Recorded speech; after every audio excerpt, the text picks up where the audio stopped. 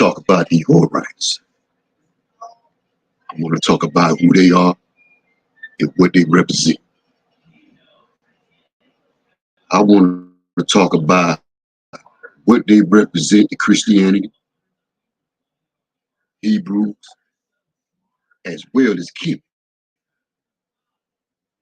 I want to know what they represent in history and their influence on world religions. As you can see right here, I just pulled this here from the pyramid text, utterance 308, so we can identify that the Horites here are the Faculty clan. They're better known in Kemet as the Shimshu Hor, or followers of Heru. But this bloodline in priesthood is going to connect Kemet, Christianity, as well as the Hebrews. They all up under this priesthood. I'm just using this here as a brief illustration here. Some people say that the Horites are giants. I can agree with that. They are the mighty men of old, men of renown. They are the Shimshu Hor, the followers of Heru. And they're concealed in the Bible, particularly in the genealogy of Judah all the way to the Christ. And that's important. What's most important, if Abraham is the father of the three Western religions, Abraham is a Horite, which I'm going to prove, not today. This is my first live. This is a test run. But I'm going to prove that Abraham is a Horite. If we go trace the Israelites, the Canaanites, who are the Horites, we go trace them all the way back to Mount Ararat, North Mesopotamia, particularly when we get to Haran, because Haran was a Hurrian Horite empire, and all but one of the children of Jacob were born there. We're going to chase Judah, his birth in Haran, and that bloodline there. This is where we're going to find that Horite bloodline in the line of Judah, particularly when we get to Solomon the Horite, father of Bethlehem, the son of Hur, or Hor, which is Horus, because the Horites are the Faculty clan, followers of Heru. And Solomon is an ancestor of Christ. And we're going to establish that. As you can see, that Kemet called them the Ka, or the Karu, which was mentioned in the Nepatah Stele. You go Solomon the Horite, his bloodline gonna come all the way on down here to the Christ. It's the pillar of masonry here. All right, this here is a Horite bloodline in priesthood.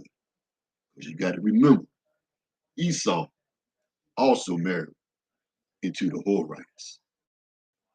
I don't know if you all can see this here, but this is the Menepatah Stele. Says Israel is laid waste, his seed is no more. The Karu, which are the Horites, has become a widow because of Egypt. As you can see right here, I have Akhenaten, his bloodline, which is the Matani. See the similarities and the symbolism, because this is the Aten right here, which I'm going to prove. And he was a Hurrian. He's a Horite. These people here were ruling Haran.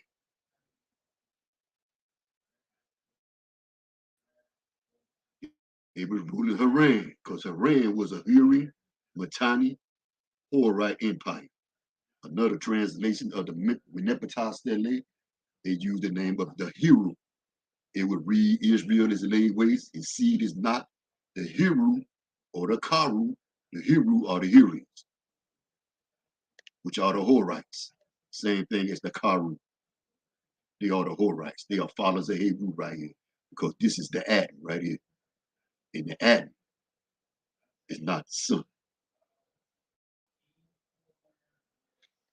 Those are some of the things that I will be getting into on the live, but I want to start from the beginning, really. Particularly if you came into the Kemetic teachers. The very first thing that you were taught when you left Christianity, that Jesus and Heru was one and the same, and they represented the SUN.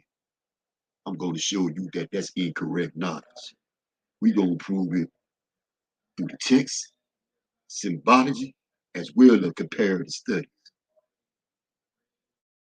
This is the name of the atom, Ra Herukuti. This is Akhenaten bloodline again. He is a Matani. He is a Huri. He is a Horite. Akhenaten really bloodline, not even Kemet. He's not really Egyptian. And the secret is Akhenaten, his connection to the Bible, is that he from that same priesthood, which is a Horite. That's the atom right there. They all are followers of Heru. Because once you understand where you are in time and space, there's only one God that ruled this age right here. You want to say the God of this world should be the God of this age. And the God of this age is the God that all these sorcerers are following. Here you see who am I, the story of Ra Naset, when Ra revealed his secret name. He said he's Kepa Ra in the morning, Ra at noon, and Ra Aten or Tim in the evening. I have explained this here on several occasions, particularly when it comes to the many clips I've been sharing. But I want you all to get prepared when I start coming live so we can have a discussion. Because the same God that Aleister Crowley tapping into is the same God that you're calling Ra, and you think it's the sun. Then that's the Allen. It's something else that you've been tapping into, that you're giving your energy, that you're teaching your kids to give their energy to. The God of this world, the God of this world that has the world in chaos and out of my art. This is where we at.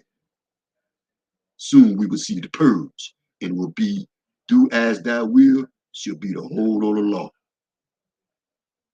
This is the God of Aleister Crowley. It's the same God of Killing. You could call him Ra, but this is the act. His name is Ra Herukuti. This translates to Ra, who is Heru on the horizon, which we all know is her in the Kent. His God, this God, he called him by the name of Ra Hor Kuet. It's the same God. It's the same energy. He did not flip it and turn it into anything else. It's in the text. You just don't know what this energy is and what it really represents. You got to be careful. You got to start over from the beginning when they gave you the sun doctrine. You got to get rid of that. You can't teach that to your kids anymore. And I promise you, each live I bring to the table, I'm going to bring the text. We're going to do comparative study. And we're going to crack this seal together. Because I've been sharing this here for years now. This is my therapy when I do this here. And I hope you brothers and sisters could come in when I start going live. If you got any questions into the world, let's help each other, liberate each other's mind. Horites. Shim Shu Ho. One love.